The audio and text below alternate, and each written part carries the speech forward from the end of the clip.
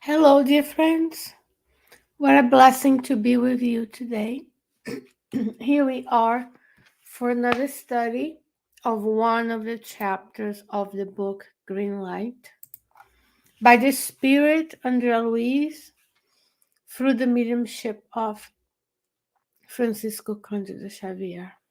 And today's chapter is number 36. We have about 14 more before we get to the end of this beautiful short. It's a small book, very dense, full of teachings for our daily lives and our reflections. So let's go ahead and talk about issues of criticism. So, when we are going about our days, how are we supposed to deal with criticism? And are we supposed to be criticizing folks, right? We have a habit of judging and criticizing just where we are right now, no judgment, no, but we have to observe where we are so that we can build a better tomorrow. So it's important to know where we are so we know where we're going to go. And if we have the habit of criticizing, which a lot of us on the earth has, then we have to know how to improve, how to get better and stop the criticism. So Andrea Luiz says, try to keep silent when you're not able to help. The life of the other people belongs to them, not us. Let's unquote for now. So those are the first two phrases of this chapter. Keep silent when we're not able to help. A lot of times we see something, we can't do anything about it, but we are uncomfortable with silence. We want to feel better. We want to do something about it, and then we criticize. When we're not able to help, he says, stay silent, keep silent. That's a very interesting teaching nowadays when we are reactive, anxious. There's a lot of commotion on the earth, and then folks immediately we run into the computer, we tweet, we make a comment. We're not helping anything, but we are unable to keep silent. He says the life of others belongs to them, not us. Of course, we're not condoning behavior that hurts others. So if we see anyone in our lives who are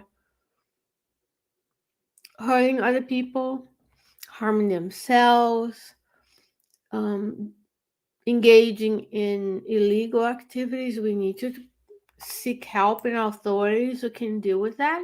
But it's not up to us to judge because their lives belongs to them. Even if we already know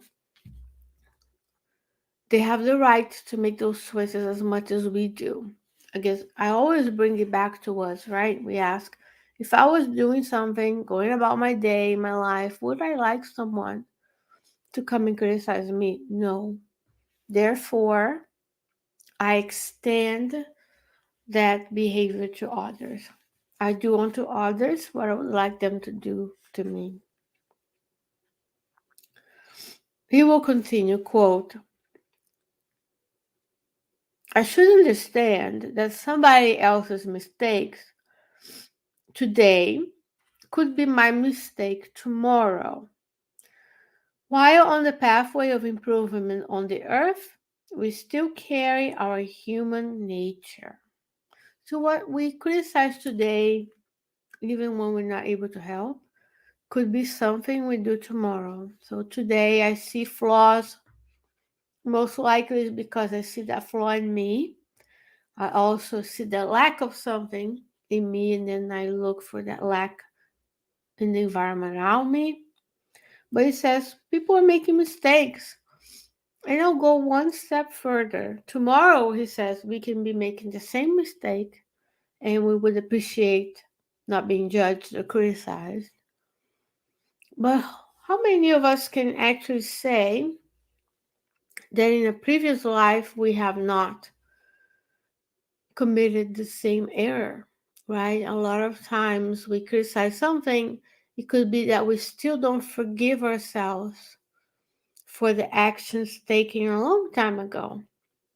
And we see that, and then we criticize others. There's a lot we can incorporate from this chapter in our lives. Because when we criticize, he says, quote, the time that we spend criticizing could be spent doing useful things. So the time we spend sending that message, calling our family members to complain, making a post, writing a comment, we could be doing something useful. We could be praying for that person, for ourselves, to give us the strength, for the mentors to help us, give us the strength, so that we can not criticize anymore. We could buy some food for the homeless. We could fundraise for the food bank, for orphans. There's so much we can do. We can clean our homes. That's useful too. So the time spent criticizing could be spent doing something else. Every time we criticize someone about his or her work, we are morally obliged to do it better than they did. Hmm? So another thing, when we're not able to help, we keep silent. The life of others are theirs. The mistakes they're making, we could be making them, and who knows, we may have made it in the past. The time spent criticizing, we could be more useful. And then we criticize someone, he said, this isn't always words. We're morally obliged to do it better than they did. So when we say, oh, we're not doing, I'm going to make it very simple and silly example. My sister, my mother-in-law, my daughter-in-law, my husband don't clean the house the best I do, as much as I do. We're morally obliged to do better. If we're not helping, be silent. And he says, take note, quote, take note. At any time or given situation, the points of view, opportunities, resources, interests, feelings, and education of others are often very different from yours. We don't know, unquote now, we don't know their evolutionary history, what happened in previous lives that led people to be here. And we don't know the decades that people spend in different circumstances to be where they are. Let's say someone is engaged in crime, they're using, selling drugs, they're a member of a gang, for example. We don't know what led those people to that kind of activity and suffering, the suffering they have engaged. But we can help. If we can't help, we don't criticize and we pray for them. And if that's something, I'm using the example of a gang member, for example, someone who is engaged in activities that are detrimental to self, to others, and to the community, right? I'm not even talking about the people who are consuming, which are feeding the system. So if you have that problem in your neighborhood and you feel like you can't do much, there are agencies that work with that. And there is a priest that started the largest gang rehabilitation program in the world today, Father Greg Boyle. So Google, after we are done, Homeboy Industries, the Homegirl Industries, and you can understand what I'm talking about, how it is action in a situation that for most of us is very overwhelming. But we don't know. He talks about on this in his organization, the suffering that the kids go through, and they seek the gang life as a way to belong because their families didn't give them that. And that's why it's important for us to know of these teachings, because then we can learn, apply, and because more is caught than taught, the kids that are under our tutelage can learn this. When they don't see us criticizing, when they see us keep silent when we can't help, when we understand that the mistake someone's making, something that we may do tomorrow or have done in the past, they will also learn. And that is betterment of humanity, because the next generation that we are entrusted to lead to God, as the gospel according to Spiritism tell us, the mission of motherhood and fatherhood, then that generation can be better than we are. That's the law of progress, right? So that when we reincarnate, we come back to a better world. A world free of criticism. Now, let's imagine this. The spheres, the host, spirits, just as Christ, don't have criticism. Our dream is to go to non-solar. Majority of spiritists who read non-solar, we keep saying, oh, when I die, if I could only go to non-solar. Non-solar criticism is not something that they do. Because the vibratory attunement of someone who is criticizing is not with the superior spirits. Because even our mentors, who are our 24/7 personal trainers of our souls, don't criticize us. They understand the mistakes we're making today. Maybe they did. They understand that our life belongs to us. We have free will. But they help. And so should we.